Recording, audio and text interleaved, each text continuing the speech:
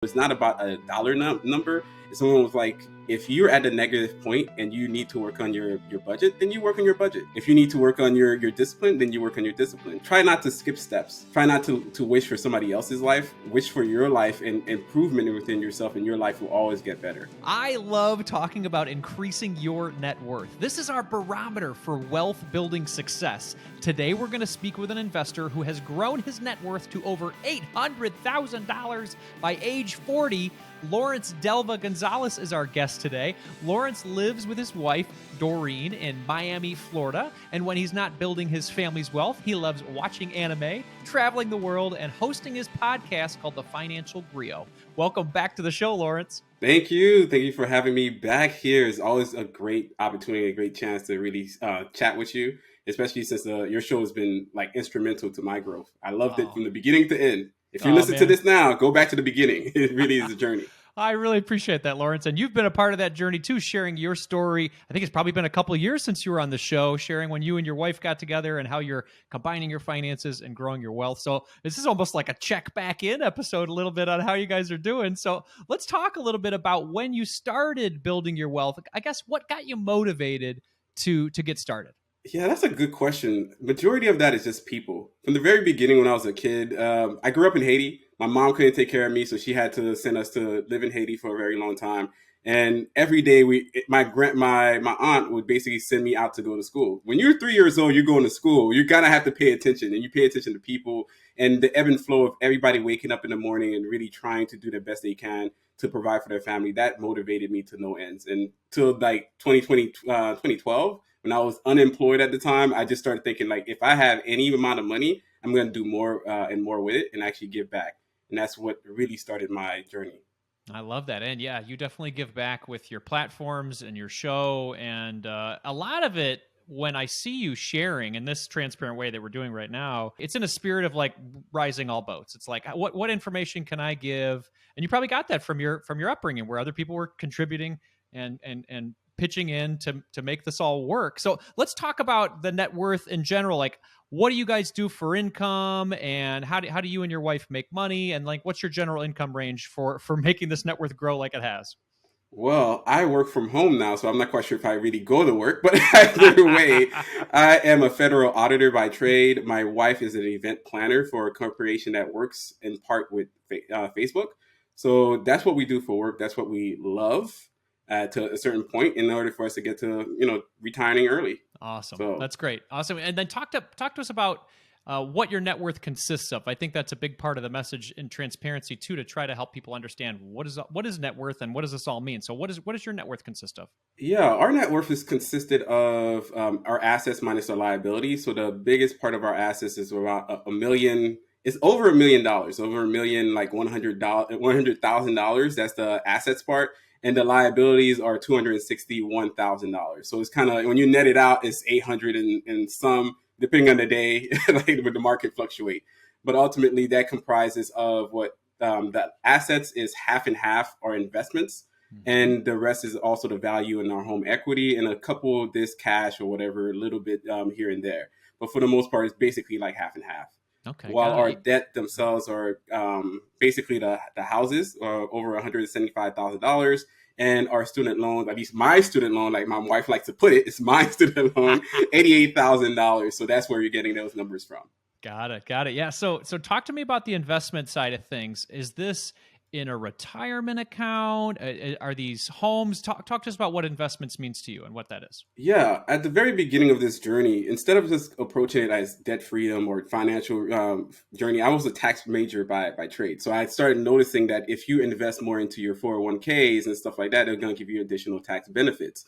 And because of it, I took full advantage. So therefore, we invest in our 100% in the 401k, our Roth IRA, because we're a little bit over now based off of income, as well as in our HSA. So in combination, we're putting in anywhere around like $72,000 within all of those brackets. And on top of that, we do have an M1 account, so for our after-tax portfolio. So that's what we use because we like the platform. It just looks cool, and we stash as much money as possible in there to the tune of hopefully getting to that total of $90,000 a year. I love that. Yeah, M1 has got a fantastic platform. If I hadn't jumped in on Vanguard early on and just gotten so used to it, I think M1 would have been my way to go. I think the ability for you to invest easily and not, The auto yeah, circle. It's oh, I just like, love it. hey, and it's like, why do you like it? Because it has colors and it has a circle. Like Yeah, so that's I was going it. to say, because it's beautiful, and if you can make finance beautiful, then I think you're doing a good job. So good job, M1, on that one. Talk to me about your after-tax side, because you talk about the tax benefits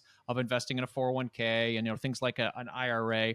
Talk to me about your plan with the after-tax side. Is this just to have some flexibility with when you want to use the money, or are you just doing some just general diversification of these different tax brackets so you have the options? Well, yeah, it's basically having as much options as possible because we want to retire in the next 15 years. We want to make sure that we're putting in as much as possible to reach our fire goals, whatever that may be. But ultimately, those extra funds themselves would be used almost like dividends. So we're going to basically stash as much as $1 million in there. And we're going to hopefully that it grows to that much. And from that point on, take around like $30,000 from there every year so that we're not touching on the principal.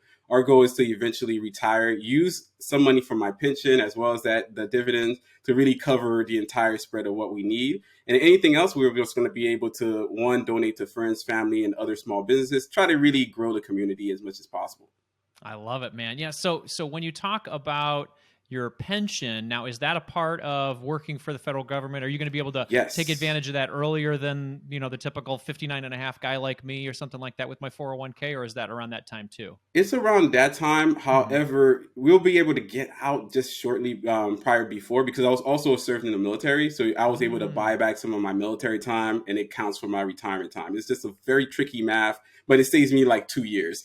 But on the top of that, the federal government has a FERS supplement, Hmm. which kind of covers from your pension to your social security, which is very odd because I've never heard anybody do it. So it's almost like I'm living this in a theory sense. I can only tell you that it exists, but I haven't actually done it yet. But the idea is that they cover anywhere between what would be your pension to your social security. So you're basically getting a little bit of extra money to survive in that point as well. So there's a lot there to That's great. diversification and also I guess taking cash out differently. Yeah, and then that bridge for early retirement for you guys too with your taxable brokerage, that gives you options on the time frame as well, instead of having to wait for utilizing your 401k or your IRAs and things like that in the future. So this is great. You got a lot of investment options. Now I heard you say houses when you said liability. So do you guys have a rental property, or you guys own two houses Yes, personally? How does we that work? have our own primary home, and then we Okay. have a rental, and we're Okay. actually going to move to Orlando, hopefully next year or even a year and a half from now,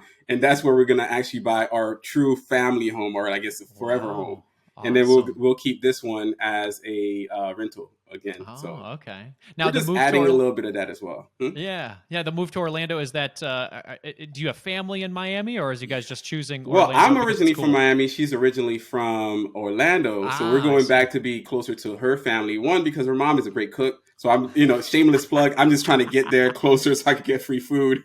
Like, hey, just slide in for some free food here and Uh, there. And for dog sitting because we love to travel. So we're going to drop the dog off and just take off. Lawrence, I think we have the same path. We moved slightly closer to my mother-in-law, who's from Baghdad, and man, they have great food in the Middle East and Iraq. So This is I like, love she I just, love the food vats too. of food. She's like, she drops it. I'm like, you know what? That's all I need. And we dropped our kids off for the babysitting too. So yeah, we definitely on the same boat there. Absolutely. So assets, liabilities, that's what makes up that net worth, $800,000 at age 40. And you guys are talking about big dreams now. We're talking about maybe getting another house in Orlando. Talk to me about the other dreams that are beyond this number that you're on right now, and then how you're going to get there. What's exciting you over the next 10 years of your life, Lawrence? The next 10 years, well, it's really always been about travel. I think the last time I was on here was in 2020, like in October or so. And at the time, like we traveled to 12 countries in like 14 days. So that was a great trip. Last year, we traveled to what? Two or three, yeah, two countries. We went to Spain and Portugal at the same time. So we've been enjoying this travel thing that we're doing. And then we're going to three countries at the end of the year. So every year for our anniversary, we just love to travel. So in the next by the time we retire, we're gonna do a full year of just traveling, just picking up and going, just kind of stop in one location, look at the map, look at the time, like, well, time to leave, and fly to another location and see how that goes. So that's part of the plan that we have to really enjoy our lives and also try to be as impactful as possible to other people because we see the net positives of the personal finance movement. I love it, man. Yeah, that's great. Yeah, share this information and help people and enjoy your life at the same time. Now, Lawrence, as we're talking, this near $1 million net worth, traveling the world, it wasn't always like this for you, right? Talk to me about the zero net worth days or the The negative net zero worth. net worth Talk days, to me about this wow. when this started, man. How did you get Like it never hooked on it? existed. Obviously, I survived overnight. Yes, there was a time that did not have any money at all, and that was in 2012. To be honest, at the very beginning, I had negative $125,000 worth of student loan debt. That's all I had to my name, and I had no job. So the first thing I did, took a job making 23K per year, is around $1,000 a month, which was pretty much what it was because they only paid us once a month. So that's all I had to make it work. And I had to figure out ways to be very creative with that. And because I was very creative, I kind of kept the same fundamentals, the same discipline about it. And by the time I got to zero net worth, that's when I actually met my wife. Maybe it was serendipity, maybe it was something else. It was just very odd that the same year, almost like a month from that point, I actually met my wife, and she was just kind of like on the journey. Well, she was just kind of being herself, like relaxed, and we just were able to connect. And ever since then, we were able to just be on the same page, pay down our debts. Well, pay down her debts really fast, so she's debt free. She can actually say that, and yeah, and actually building together. And I think the last time I was on the show, our net worth was $380,000.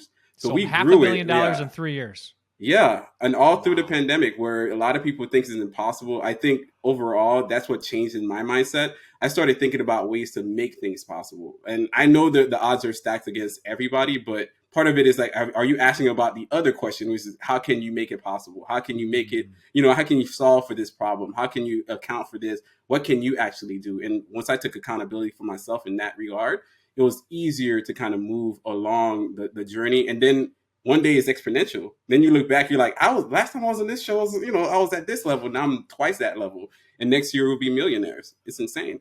I love that, man. Yeah, and the financial benefits, obviously the romantic benefits and partnership benefits of marriage are fantastic, but you can't deny when you get two people on the same path together and combine incomes and combine just general goals together, that path grows exponentially as well. Wouldn't you say so? Yeah, I think I would not be here without her. I think a lot of people, I guess when I used to listen to a lot of more, read other blogs, there are almost no mention of the spouses. Like, as if the spouses were invisible. And this is why I love your show, because it's not an invisible spouse or invisible kids. You really get to know that everybody is part of this system that makes it all work. And if it wasn't for my wife being as supportive with the plan, or even every once in a while, I was like, I don't know, but then she goes along with it anyways. Now she's buying in more, and it's up until like this week she actually fully bought in to how our plan was going to work, because part of it is like, you don't know, like, I don't know, I can only theorize we're going to get there. And the more we look back now, we see our numbers, it's like, wow, this is actually very much possible. And you can only do that with somebody along with you, even I if it's a love that. friend, even if it's a community. Somebody needs to be in your back pocket, in your corner, to support you. Absolutely. Yeah. And it sounds like you have a great partner in Doreen and you guys have these goals together, which are fun because it's not only just the numbers, it's what you get from the numbers. You guys are traveling the world, you guys are getting security, you're being able to, actually create a path for early retirement. These are huge goals that people would love to have. Talk to the person who is maybe near that negative net worth or zero net worth a position right now. And they say, man, I would love to be at $800,000 or near $1 million next year. What's one piece of advice you'd leave that individual so that they can grow their net worth like you have? One piece of advice is to write your story instead of actually following everybody else's story. Yeah, you could take notes, you could take tidbits or even understanding, but write your own story. Be okay and at peace with that. Not everybody's going to be the influencer of a lifetime, right? You can actually just be happy, and I think I'm okay with that. Sometimes you don't have to be number one in the team. You could be number two, and you should be. If you're okay with that, you'll find a lot of happiness. So it's not about a dollar number. It's almost like, if you're at a negative point and you need to work on your budget, then you work on your budget. If you need to work on your discipline, then you work on your discipline. You try not to skip steps. Try not to wish for somebody else's life. Wish for your life, and improvement within yourself, and your life will always get better. So that's what I'd say to that. I love that. Yeah. If you could look back that long and say, wow, could I imagine myself in this position in 2023? I think you'd probably be saying the same thing that this individual might be saying right now. Oh, I can't imagine myself being there. But with those little steps and that progress, it comes over time. And Lawrence is proof of that. Lawrence, tell people where they can connect with you. I know you're all over Instagram and the podcast. Tell people where they can connect with you and learn more about what's going on with the Yeah, you Neighborhood could. Finance Anybody Guy. could connect with me on my website, www.theneighborhoodfinanceguy. But that actually links to the Instagram, which is also by the same name, the entire name all the way through. Sorry, it's not that easy to get.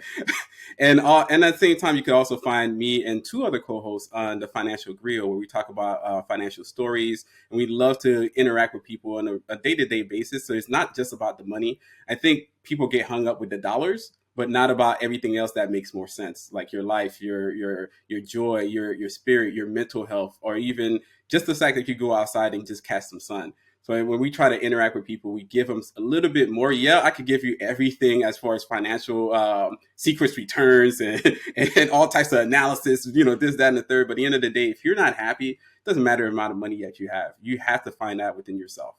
I love that. Yeah, Financial Griot. It's easy to do if you're listening to this podcast right now. Just type that in, Financial Griot, in your favorite podcast player. And again, neighborhoodfinanceguy.com. Lawrence, thank you so much for your time today, man. I really appreciate it. No, thank you for having me yet again on this show. This has been amazing. And to any guest that's listening to this, go back to the original episodes. You find that he's been on the journey. And I think that's the most important thing. He changed from the beginning to end, from debt-free to fire, to coast fire. And I think now you're on the path to just pure happiness. So I love that. I'm in part-time chill mode at this point. I love it, man. And I'll definitely link our past interview as well so you guys can hear Lawrence's progress as well. Thank you, Lawrence. Thank you.